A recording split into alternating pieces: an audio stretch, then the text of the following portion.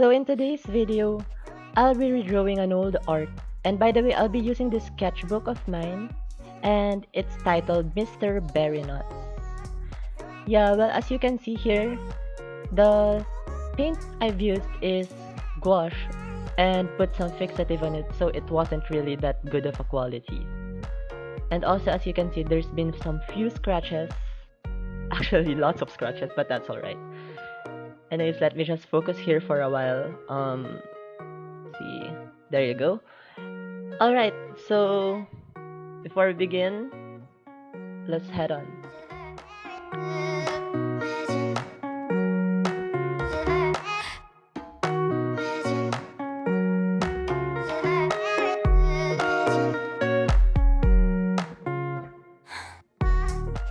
So here we are on the first page of my sketchbook. I made it with gouache. Anyways, I'll be redrawing some old art, so we'll be checking on 3 of my old sketchbooks. And yeah, let's begin. This one is pretty new, so we'll check on this one, which is so old, and this, and also this one.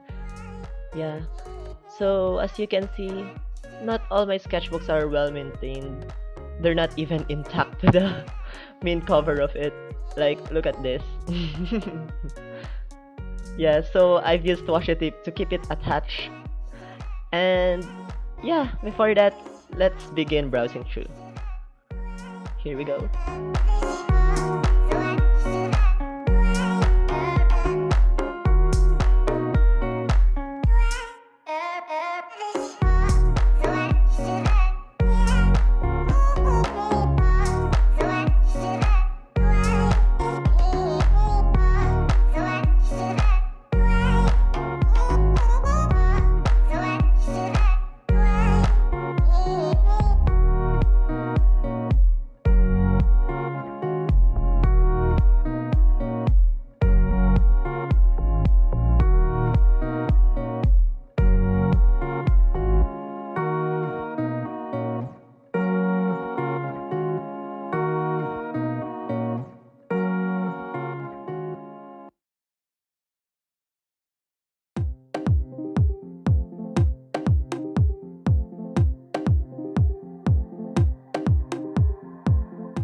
By the way, here is my first sketchbook, and this first artwork is a pretty old artwork that I really like, and as well as this one.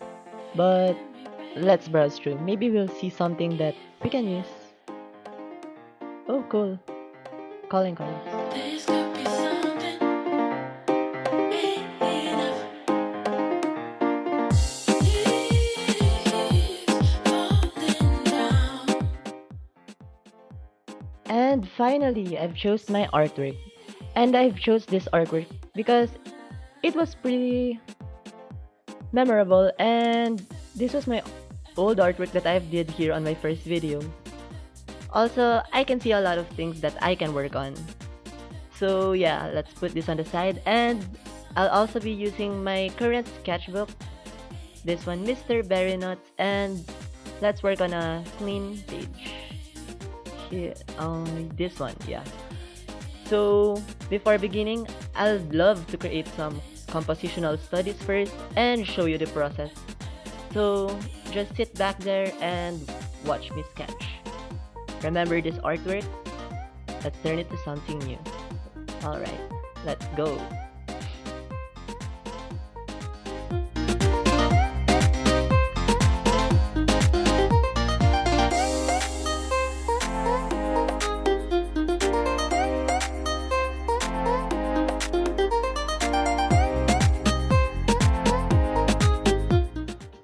Alright, and here we are. And right now I am in Pinterest. I'm gonna look on some artworks that will help me have an idea on what the composition of my final art would look like. I want to create different studies because I know that it will help me along the way to find what really works best on my art. Also, I suggest when creating artwork, it's nice to look at some reference so that you won't be basing it fully on imagination, and that's good. So before I begin drawing the actual piece, let's start with some studies. Feeling the way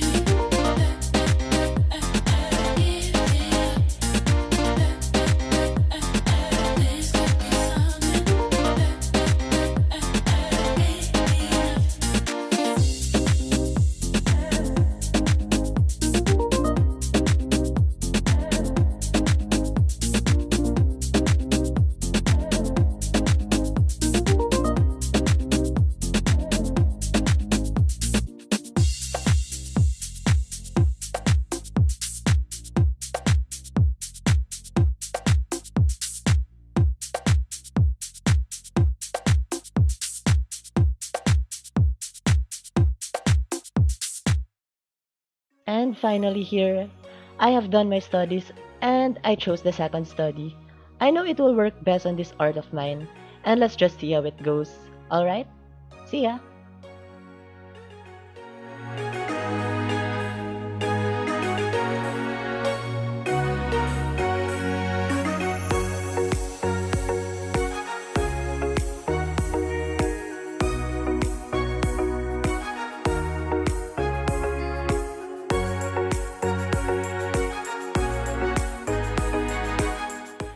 And here we are again, back on my sketchbook. This time I'll be sketching. So I will usually base my sketches on the second study that I made. At the same time, finding references on Pinterest will really help me get to what style I want. The colors come later, but in this part, I usually focus on looseness. Make sure it's not stiff, and make sure it's not too dynamic that it's abstract. So I have to find the perfect balance and just sketch it through. I start with basically what my mind sees, and later on polish it in the process.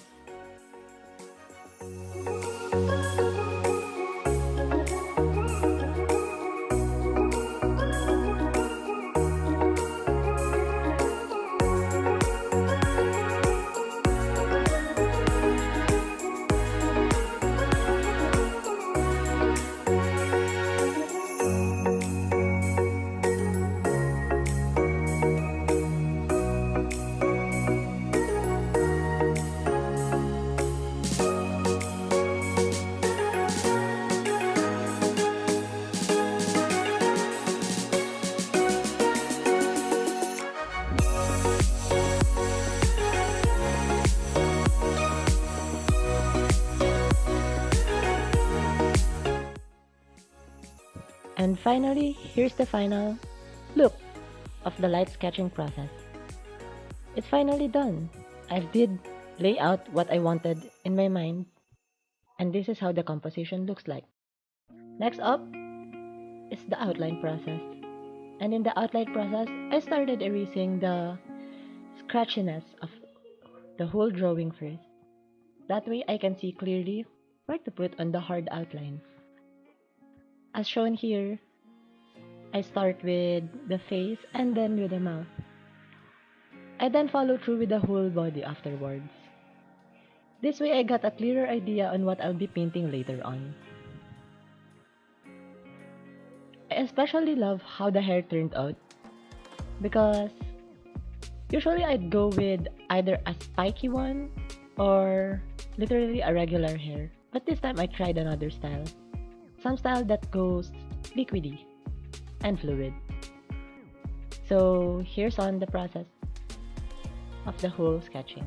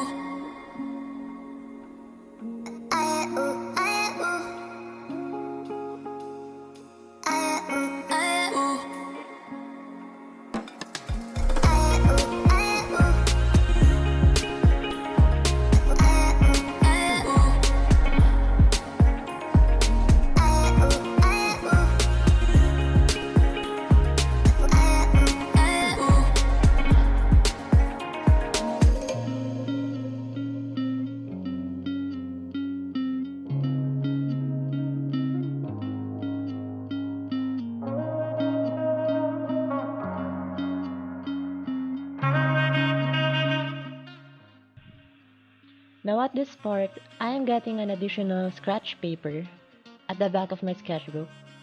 I used it to put underneath my hand during outlining so that smudges won't be visible throughout the drawing. Smudges really becomes irritating and might make your painting look muddy during the painting process.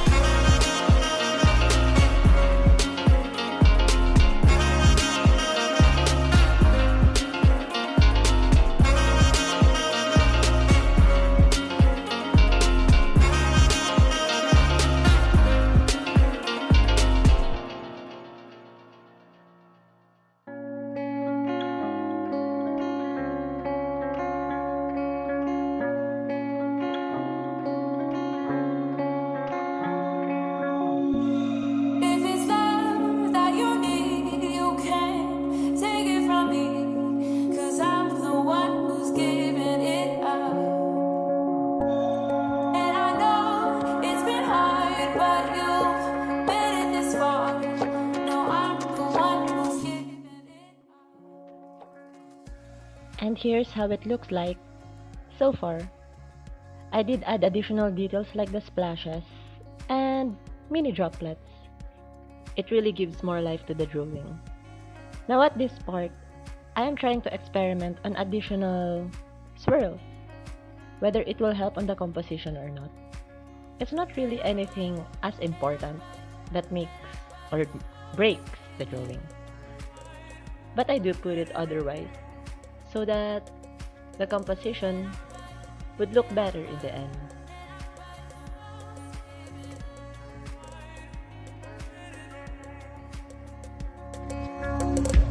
Is it in the air tonight?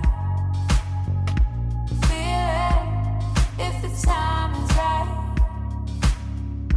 I know you've been waiting, baby, so I'm gonna give it to you. Is it in the air tonight? Feel it if the time is right. I know you've been waiting, baby, so I'm gonna give it to you. And I bite, and I bite, and I bite the most even. And that's the final outline piece. And now we'll be transitioning next to the coloring part. So I did first set up my materials, my brushes, and of course the water. Later I'll show you what I did. Also, that's Taro. That's the final piece. And now moving on to the coloring, here's the pre-mix process.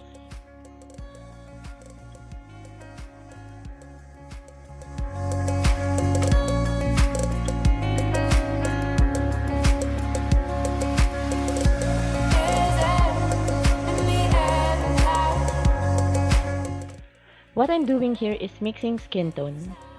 For the skin tone, I used colors that are not too light and not too dark. It just gives the right pop of saturation for my piece.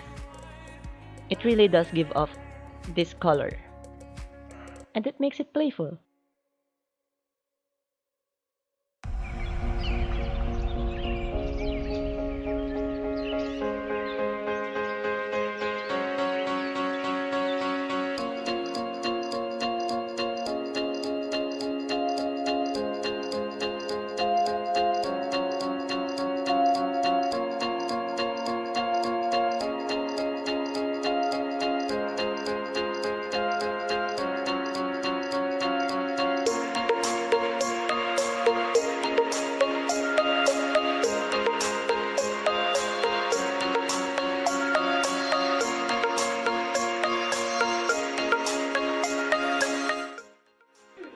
And that's done for the flat coloring process.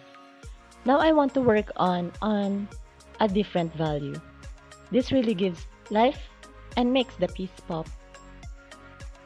On this, I add them to the shadow layers. I make sure that I don't go too much, but just the right touch.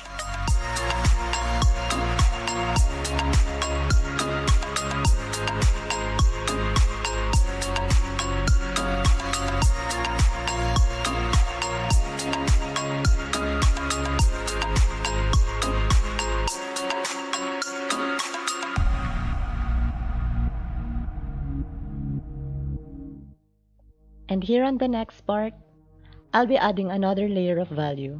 This time, the really dark shadows. It really does add contrast to the piece. All I did was add purple to the reds. So here it is.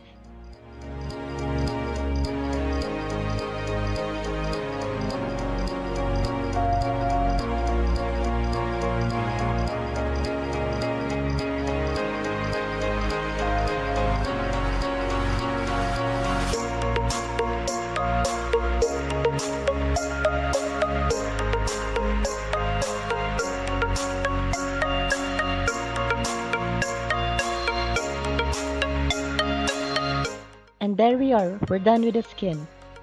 But moving on to the next piece, we'll be checking on the swirls. So before we do that, we'll be pre-mixing paints here. So let's start.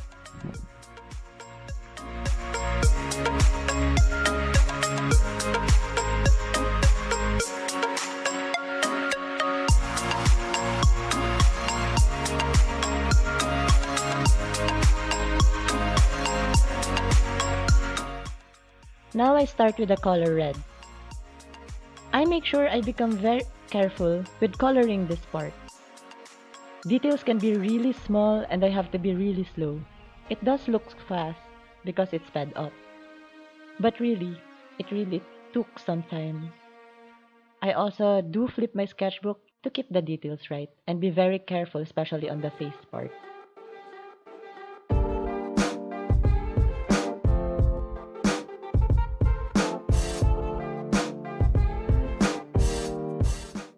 Now I continue this process over again with the different colors, this time orange. I also used another sheet of paper to make sure I don't smudge the colors underneath, as well as the lead.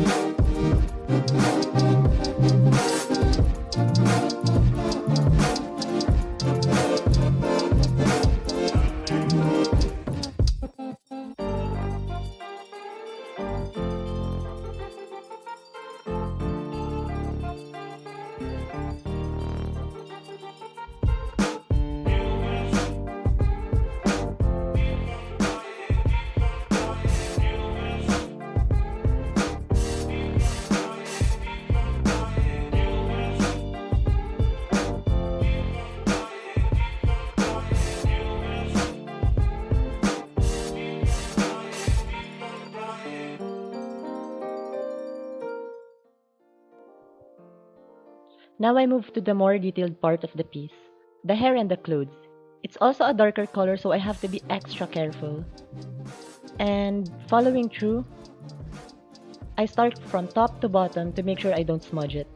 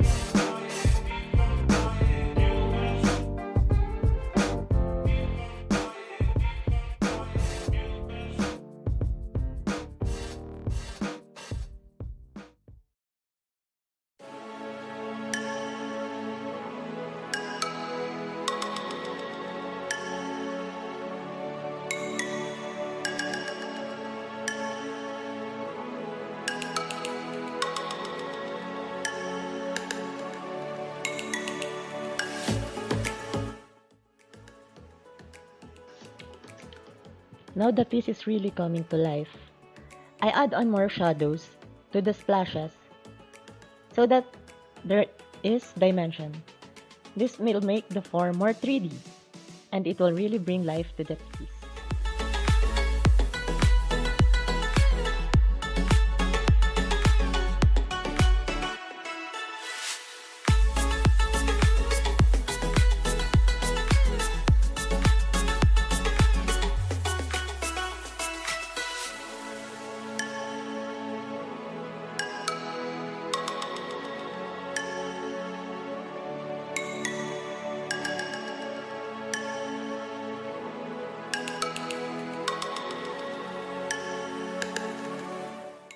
Now we're almost done on accomplishing the piece. But there's something really missing about it. What could it be? And I thought, that's highlights. So I first did this vase and later on proceeded with doing the highlights. I simply added a tinge of yellow to the highlights and used it on the teeth, and these highlights really made the colors pop. And I can finally tell you that the piece is done after this one.